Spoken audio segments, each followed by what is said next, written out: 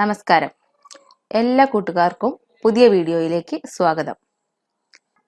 8ാം ക്ലാസ്സിലെ ബയോളജിയിലെ രണ്ടാമത്തെ അധ്യായമായ കോശജാലങ്ങൾ അഥവാ സെൽ ക്ലസ്റ്റേഴ്സ് ആണ് നമ്മൾ ഈ വീഡിയോയിൽ ചർച്ച ചെയ്യുന്നത്.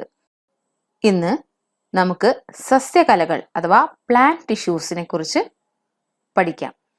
Next we can move on to the cells present in plants. Before that, we can compare the growth take place in a plant and a animal. What is the difference in growth in plants and animals? എന്താണ് സസ്യങ്ങളിലും ജന്തുക്കളിലും കാണപ്പെടുന്ന വളർച്ചയിലുള്ള വ്യത്യാസം? Growth in plants is mainly centered at the tip of the stems and root. നിങ്ങൾക്കറിയാം, ഒരു സസ്യം അല്ലെങ്കിൽ ഒരു plant അതിന്റെ വളർച്ച നോക്കിക്കഴിഞ്ഞാൽ ഏത് ഭാഗങ്ങളാണ് അതിൽ വളരുന്നത്? അതിന്റെ സ്റ്റെമ്മിന്റെ അഗ്രഭാഗവും, അതായത് അതിന്റെ തണ്ടിന്റെ ഏറ്റവും മുകൾ ഭാഗവും, അതുപോലെ തന്നെ അതിന്റെ വേരും വേരിന്റെ അറ്റവുമാണ് കൂടുതലായിട്ട് വളരുന്നത്. കാരണം വളർച്ച കൂടുതലായിട്ട് നടക്കുന്നത് ഈ രണ്ട് ഭാഗങ്ങളിലാണ്. സ്റ്റെം ടിപ്പിലും റൂട്ട് ടിപ്പിലുമാണ് സസ്യങ്ങളിൽ കൂടുതലായിട്ട് വളർച്ച കാണുന്ന ഭാഗങ്ങൾ. എന്നാൽ ആനിമൽസിൽ അല്ലെങ്കിൽ ജന്തുക്കളിൽ വളർച്ച ഒരു പ്രത്യേക ഭാഗത്ത് മാത്രമാണോ നടക്കുന്നത്? അല്ല. In animals growth is not confined to any specific area.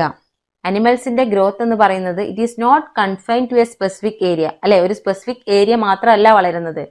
നമ്മുടെ ശരീരത്തിന്റെ എല്ലാ ഭാഗങ്ങളും പ്രൊപ്പോർഷനേറ്റ് ആയിട്ട് ഒരുപോലെയാണ് വളരുന്നത്. അല്ലെങ്കിൽ ഒരു പ്രത്യേക ഭാഗത്തിന് മാത്രമല്ല വളർച്ച സംഭവിക്കുന്നത്. Why does growth in plants occur at specific area? Why the growth in plants is confined to a specific area? എന്തുകൊണ്ടാണ് സസ്യങ്ങളിൽ ഒരു പ്രത്യേക ഭാഗം മാത്രം വളരാൻ കാരണം? എന്തുകൊണ്ടാണ് സസ്യ വളർച്ച നിശ്ചിത സ്ഥാനങ്ങളിൽ കേന്ദ്രീകരിച്ചിരിക്കുന്നതിന് കാരണം? അല്ലെങ്കിൽ ഒരു പ്രത്യേക ഭാഗം മാത്രം എന്തുകൊണ്ടാണ് സസ്യങ്ങളിൽ വളരുന്നത്? Because of the presence of a specific tissue called meristematic tissues. അതായത് സസ്യങ്ങളിൽ കാണപ്പെടുന്ന പ്രത്യേക തരം കലകളാണ് മെരിസ്റ്റമിക കലകൾ.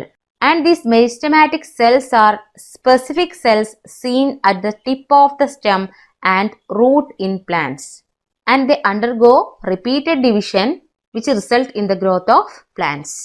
അതായത് സസ്യങ്ങളുടെ കാണ്ഡത്തിന്റെയും അതായത് അതിന്റെ തണ്ടിന്റെയും വേരിന്റെയും അഗ്രങ്ങളിൽ അതിന്റെ അറ്റത്ത് കാണപ്പെടുന്ന പ്രത്യേക കോശങ്ങളാണ് മെരിസ്റ്റമിക കോശങ്ങൾ.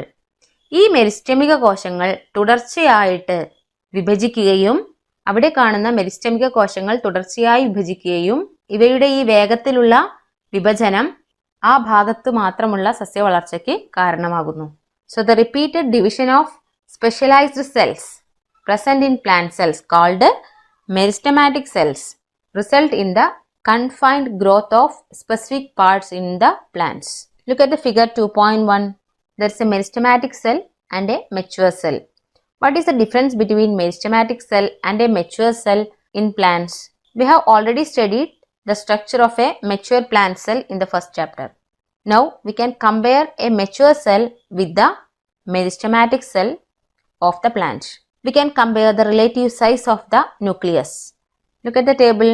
We can compare these cells in 3 important points. First one is the relative size of the nucleus. മർമ്മത്തിന്റെ ആനുപാതിക വലിപ്പം, അതിന്റെ ന്യൂക്ലിയസിന്റെ വലിപ്പം അനുസരിച്ചിട്ട് നമുക്ക് ഈ രണ്ട് സെൽസിനെയും കമ്പയർ ചെയ്യാം. The meristematic cells possess a large nucleus. Compared to a mature cell, a meristematic cell consists of a large nucleus. And in mature plant cell, the nucleus is small. What about the thickness of the cell wall? Meristematic cells have a thin cell wall. അതായത് വളരെ കട്ടി കുറഞ്ഞ cell wall ആയിരിക്കും അല്ലെങ്കിൽ കോശഭിത്തി ആയിരിക്കും meristematic സെൽസിന് ഉണ്ടാവുക. എന്നാൽ ഒരു മെച്യൂർ പ്ലാന്റ് സെൽസിനോ comparatively thick cell wall is present in mature plant cell. That means the cell wall is thick in mature plant cells. Then what about the quantity of cytoplasm? Meristematic cells have more cytoplasm compared to a mature plant cell. അതായത് സൈറ്റോപ്ലാസത്തിന്റെ അളവ് അല്ലെങ്കിൽ കോശദ്രവ്യത്തിന്റെ അളവ് മെരിസ്റ്റമിക കോശങ്ങളിൽ കൂടുതലും mature plant സെൽസിൽ അല്ലെങ്കിൽ പൂർണ്ണ വളർച്ചയെത്തിയ ഒരു സസ്യകോശത്തിൽ കോശദ്രവ്യത്തിന്റെ അളവ് കുറവുമായിരിക്കും. There are also different types of tissues found in a plant body. All these tissues are formed from meristematic cells. That means the meristematic cells undergo repeated division and these cells get differentiated to form different types of tissues in plant body. അതായത് ഒരു മെരിസ്റ്റമിക കോശം തുടർച്ചയായിട്ട് വിഭജിച്ചിട്ട് അനേകം കോശങ്ങൾ ഉണ്ടാവുകയും ഈ കോശങ്ങളിൽ നിന്നാണ് വ്യത്യസ്ത തരത്തിലുള്ള കലകൾ സസ്യങ്ങളിൽ രൂപപ്പെടുന്നത്. What are the different types of tissues present in plants? There are mainly 3 types of plant tissues. അതായത് സസ്യകലകൾ 3 തരത്തിലാണ് ഉള്ളത്. Look at the figure 2.2. Here is the structure of a plant stem. അതായത് ഒരു സ്റ്റെമ്മിന്റെ ക്രോസ് സെക്ഷൻ എടുത്ത് മൈക്രോസ്കോപ്പിൽ നോക്കിക്കഴിഞ്ഞാൽ നമുക്ക് കാണുന്ന ഒരു ഫിഗർ ആണ് നമ്മുടെ ടെക്സ്റ്റിൽ തന്നിട്ടുള്ളത് അല്ലെ. അതിന്റെ താഴെ 45x എന്നൊക്കെ എഴുതിയിട്ടുണ്ട്. അതെന്താണ്? ഹൈ പവറിലുള്ള ലെൻസിൽ നോക്കിയാൽ നമുക്ക് ഇങ്ങനെയാണ് കാണാൻ കഴിയുക. ആ ക്രോസ് സെക്ഷന്റെ ഒരു ഭാഗം നമുക്ക് എൻലാർജ് ചെയ്തിട്ട് കാണാൻ കഴിയും. നമ്മൾ കഴിഞ്ഞ ചാപ്റ്ററിൽ അത് പഠിച്ചു. അപ്പോൾ ഏതൊക്കെയാണ് ഈ പ്ലാന്റ് സ്റ്റെമ്മിൽ കാണാൻ കഴിയുന്ന different tissues? Parenchyma, collenchyma and sclerenchyma. These are the 3 different types of plant tissues. Parenchyma tissues are composed of cells with the simplest structure. അതായത് ഏറ്റവും സിമ്പിൾ ഘടനയുള്ള അല്ലെങ്കിൽ ഏറ്റവും സിമ്പിൾ ആയിട്ടുള്ള ഘടനയുള്ള കോശങ്ങൾ ചേർന്നതാണ് പാരൻകൈമ എന്ന് പറയുന്നത്. എവിടെയാണ് സസ്യങ്ങളിൽ പാരൻകൈമ കാണാൻ കഴിയുക? It can be seen in the soft parts of the stem. അതായത് സസ്യങ്ങളുടെ സോഫ്റ്റ് ആയിട്ടുള്ള അല്ലെങ്കിൽ മൃദുവായിട്ടുള്ള ഭാഗങ്ങളിൽ പാരൻകൈമ കാണപ്പെടുന്നു. What is the function of parenchyma? It helps in photosynthesis and storage of food. അതായത് ഇവ പ്രകാശ സംശ്ലേഷണത്തിനും അതുപോലെ തന്നെ ആഹാര സംഭരണത്തിനും സഹായിക്കുന്നു. സൂര്യപ്രകാശത്തിന്റെ സാന്നിധ്യത്തിൽ കാർബൺ ഡൈ ഓക്സൈഡും ജലവും കൂട്ടിച്ചേർത്ത് ആഹാരം നിർമ്മിക്കുന്ന പ്രക്രിയയ്ക്കാണ് പ്രകാശ സംശ്ലേഷണം എന്ന് പറയുന്നത്. ഇത് സസ്യങ്ങളിൽ മാത്രം നടക്കുന്ന ഒരു പ്രക്രിയയാണ്. ഈ പ്രകാശ സംശ്ലേഷണത്തിലൂടെ ഉണ്ടാകുന്ന ആഹാരം സംഭരിക്കാൻ അല്ലെങ്കിൽ ശേഖരിച്ചു വെക്കാൻ സഹായിക്കുന്ന കോശങ്ങളാണ് parenchyma. Next is collenchyma, which is composed of cells that are thick only at the corners of the cell wall. എന്താണ് ഈ കോശത്തിന്റെ പ്രത്യേകത? കോശഭിത്തിയുടെ മൂലകളിൽ മാത്രം കട്ടി കൂടിയ തരം കോശങ്ങൾ ചേർന്നിട്ടാണ് കോളൻകൈമ എന്ന് പറഞ്ഞ കലകൾ ഉണ്ടായിട്ടുള്ളത്.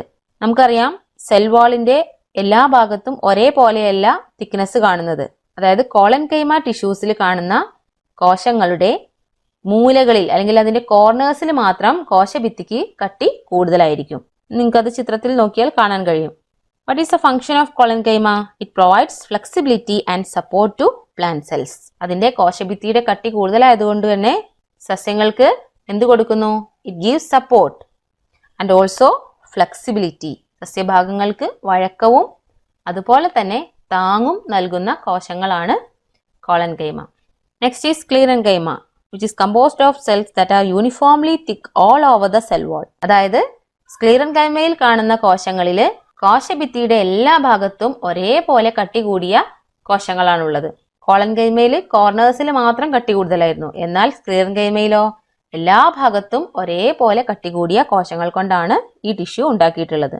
It provides strength and support to plant parts. എന്താണ് സ്ക്ലീറൻകൈമയുടെ ഫംഗ്ഷൻ?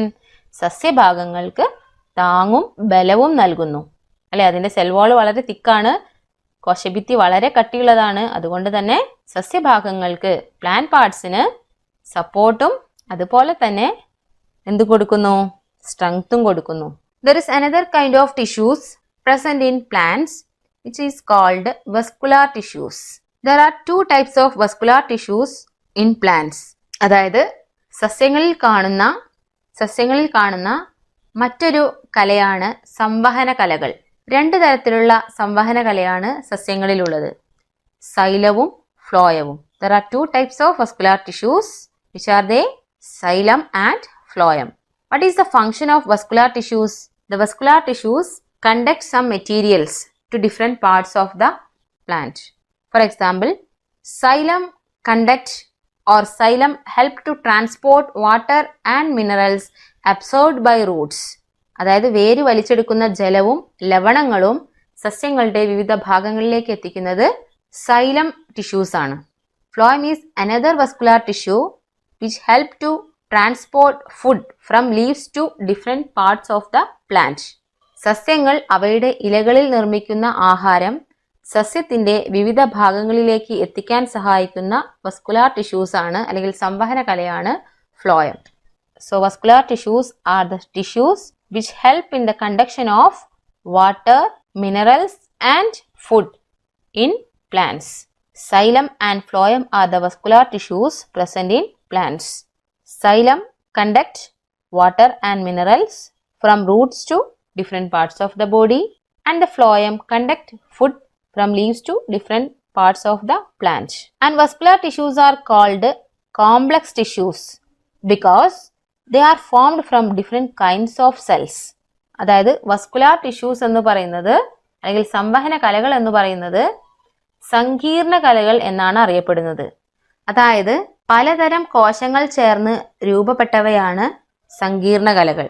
സംവഹന കലകൾ സങ്കീർണ കലകൾ എന്നറിയപ്പെടുന്നു. കാരണം സംവഹന കലകൾ പലതരം കോശങ്ങൾ ചേർന്ന് രൂപപ്പെട്ടവയാണ്. സസ്യങ്ങളിൽ കാണുന്ന സങ്കീർണ കലകളാണ് നേരത്തെ പറഞ്ഞ സൈലവും ഫ്ലോയവും. Xylem and phloem are the complex tissues present in plant cell. Xylem and phloem are the complex tissues present in plants. Both the vascular tissues, xylem and phloem, are formed of different kinds of cells. Look at the picture 2.3. You can see different kinds of cells in xylem and also in phloem. The complex tissue xylem is formed of tracheids, vessels, xylem parenchyma and xylem fibers. And the complex tissue phloem is made up of sieve tubes, companion cell, phloem parenchyma and phloem fibers. Xylem consists of tubes formed of elongated cells. It helps in the conduction of water from roots to different plant parts. And these tubes extend from roots to tip of the stem. The cells of xylem has thick cell walls and therefore it provides support and strength to the plant. അതായത് ദൃഢമായ കോശഭിത്തിയുള്ള കോശങ്ങളായതിനാൽ xylem സസ്യങ്ങൾക്ക് താങ്ങും ബലവും നൽകാൻ സഹായിക്കുന്നു. Phloem is also made up of tubular interconnected cells. അതായത് ഫ്ലോയവും കുഴലുകൾ പോലെയുള്ള കോശങ്ങൾ ചേർന്നാണ് ഉണ്ടാക്കിയിട്ടുള്ളത്. അതുകൊണ്ട് തന്നെ ഇലകളിൽ ഫോട്ടോസിന്തസിസ് വഴി ഉണ്ടാകുന്ന ആഹാരം അല്ലെങ്കിൽ ഫുഡ് മെറ്റീരിയൽസ് ഇലകളിൽ നിന്നും സസ്യത്തിന്റെ വിവിധ ഭാഗങ്ങളിലേക്ക് ട്രാൻസ്പോർട്ട് ചെയ്യാൻ ഫ്ലോയം സഹായിക്കുന്നു. So the plant body is made up of mainly 3 types of tissues: parenchyma, sclerenchyma and collenchyma. ഇത് കൂടാതെ പ്ലാന്റ്സിൽ കാണുന്ന മറ്റൊരു തരം കലകളാണ് സംവഹന കലകൾ അഥവാ vascular tissues. There are 2 types of vascular tissues: xylem and phloem. Both are complex tissues because they are formed of different kinds of cells. So we have learned that cells combine to form tissues and tissues perform different functions in plants and also in animals. അടുത്തതായി നമുക്കൊരു video കണ്ടു നോക്കാം. Take thin sections of a stem and observe it using a microscope. You can see different plant tissues like parenchyma, collenchyma and sclerenchyma.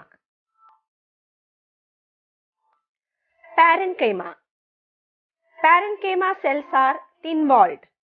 They are seen in the soft parts of the plant. They help in photosynthesis and storage of food.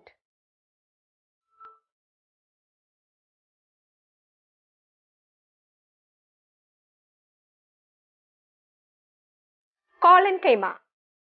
Collenchyma composed of cells that are thick only at the corners of cell wall. It provides flexibility and support to plant parts. Sclerenchyma.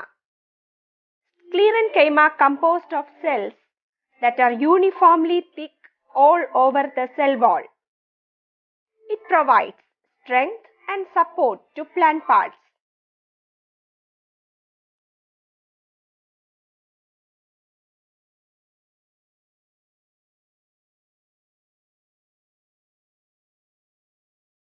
In addition to these tissues, plants contain two specialized tissues called vascular tissues. The two types of vascular tissues are xylem and phloem.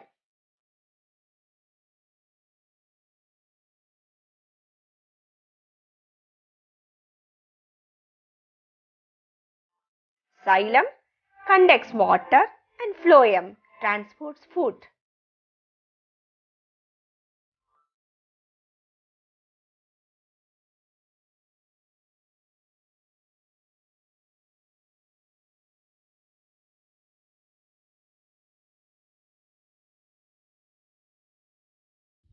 നിങ്ങൾക്കെല്ലാവർക്കും ഈ class മനസ്സിലായി എന്ന് കരുതുന്നു. മറ്റൊരു വീഡിയോയിലൂടെ വീണ്ടും കാണാം.